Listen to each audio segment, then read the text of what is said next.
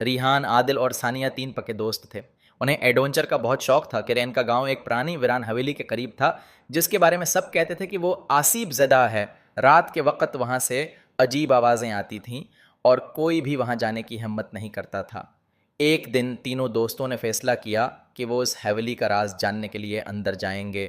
گاؤں کے بزرگوں نے انہیں منع کیا مگر ان کی تجسس بھری طبیعت باز نہ آئی۔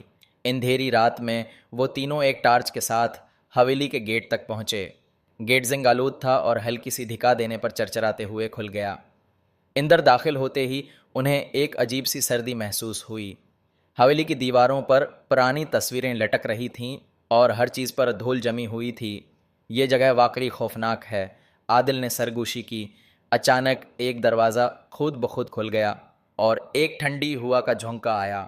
وہ تینوں خوفزدہ ہو گئے لیکن ہمت کر کے اندر چلے گئے۔ وہاں ایک بڑی میز تھی جس پر ایک پرانا چراغ رکھا تھا۔ اچانک چراغ جل اٹھا۔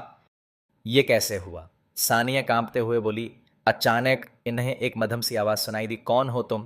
یہاں کیوں آئے ہو؟ ریحان نے ہمت کر کے کہا، ہم بس جاننا چاہتے ہیں کہ یہ حویلی ویران کیوں ہے۔ تبھی ایک پرانی کتاب میز پر نمودار ہوئی اور جیسے ہی انہوں نے اسے کھولا تصویریں خود بخود حرکت کرنے لگیں۔ ان میں ایک کہانی لکھی تھی، یہ حویلی کبھی ایک نیک دل رئیس کی تھی جو غریبوں کی مدد کرتا تھا، مگر اس کے لالچی نوکروں نے اس کا خزانہ چرا کر اسے تنہا چھوڑ دیا۔ رئیس کا دل ٹوٹ گیا اور اس کی روح یہیں قید ہو گئی۔ وہ کسی کو نقصان نہیں پہنچاتا بلکہ سچائی تلاش کرنے والوں کی مدد کرتا ہے۔ یہ سب پڑھ کر تینوں کی آنکھیں حیرت سے کھلی کی کھلی رہ گئیں۔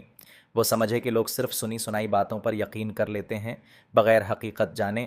انہوں نے فیصلہ کیا کہ گاؤں جا کر سب کو بتائیں گے کہ یہ حویلی آسیب زدہ نہیں بلکہ ایک مظلوم شخص کی کہانی چھپائے بیٹھی ہے۔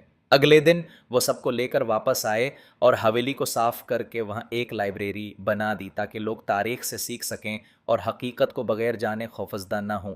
اس کہانی سے ہمیں سیکھنے کو ملا کہ ہر خوفناک چیز کے پیچھے ہمیشہ کوئی نہ کوئی سچ چھپا ہوتا ہے۔ ہمیں بغیر تحقیق کیے کسی بھی بات پر یقین نہیں کرنا چاہیے۔ حقیقت جاننے کی کوشش کرنی چاہیے کیونکہ اکثر خوف ہماری اپنی سوچ میں ہوتا ہے۔